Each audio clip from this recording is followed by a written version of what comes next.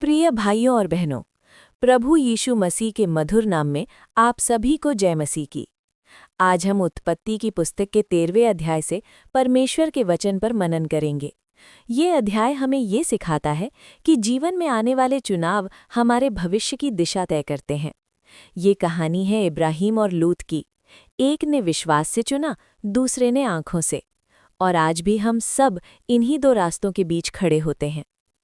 भाग 1, मिस्र से वापसी और वेदी की ओर लौटना। इब्राहिम अकाल के कारण मिस्र गया था। मिस्र में उसने डर के कारण झूठ बोला, लेकिन परमेश्वर ने उसे न छोड़ा। वचन कहता है कि वो वापस आया और उसी वेदी के पास पहुंचा जहां पहले यहोवा का नाम पुकारा था। आध्यात्मिक संदेश: गलती के बाद अगर हम वेदी की ओर लौटते हैं तो परमेश्वर हमें फिर से स्थापित करता है। आज बहुत लोग आशीष चाहते हैं, लेकिन वेदी से दूर रहना चाहते हैं। भाग 2, आशीष से पैदा हुआ झगड़ा। इब्राहिम और लूत दोनों बहुत धनी हो गए थे। उनके पास पशु, धन और सेवक थे, लेकिन आशीष बढ़ी और झगड़ा शुरू हो गया। सच्चाई: हर समस्या शैतान से नहीं आती, कुछ समस्याएं अधिक आशीष से भी आती हैं। जब परमेश्वर हमें बढ़ाता है तो हमारा चरित्र भी परखा जाता है। भाग 3, इब्राहिम का हृदय, शांति का चुनाव। इब्राहिम कहता है, हम भाई हैं, हमारे बीच झगड़ा न हो। ध्यान दीजिए, इब्राहिम बड़ा था, वाचा उसी के साथ थी, फिर भी उसने चुनाव लूत को दे दिया।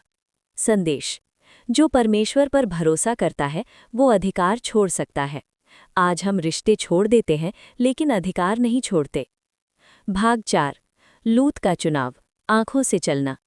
लूत ने यर्दन की तराई को देखा, हरी भरी, उपजाऊ, आकर्षक, लेकिन वचन कहता है वो सदोम के पास थी, जहां लोग बड़े पापी थे।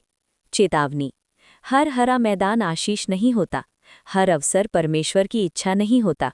जो आज अच्छा लगता है वो कल आंसू भी दे सकता है। भाग 5, इब्राहिम की प्रतीक्षा और विश्वास। लूत सदोम के पास तंबू गाड़ता है और इब्राहिम कनान में रहता है। इब्राहिम को तुरंत कुछ नहीं मिलता, लेकिन वो परमेश्वर पर भरोसा करता है। संदेश: विश्वास का मार्ग धीमा होता है, लेकिन सुरक्षित होता है। भाग 6, अलगाव के बाद परमेश्वर की आवाज़।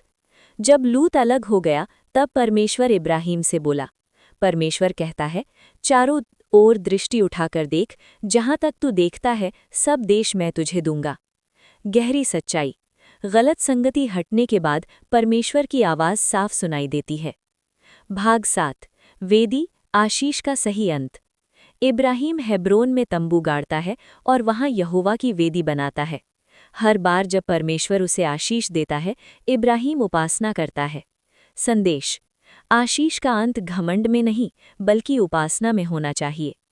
जीवन के लिए सीख: आंखों से नहीं, विश्वास से चलो। शांति चुनने वाला कभी घाटे में नहीं रहता। गलत संगति से दूरी जरूरी है। परमेश्वर सही समय पर सब कुछ देता है। वेदी जीवन को स्थिर रखती है। निष्कर्ष और प्रार्थना। प्रिय भाइयों और बहनों, आज परमेश्वर आपसे पूछ रहा है, आप इब्राहिम की तरह चुनेंगे या लूत की तरह, आंखों से या विश्वास से। प्रार्थना: हे स्वर्गीय पिता, हमें ऐसा हृदय दे जो तुझ पर भरोसा करे। हमें सही चुनाव करने की बुद्धि दे। यीशु के नाम में आमीन। प्रभु आप सबको आशीष दे।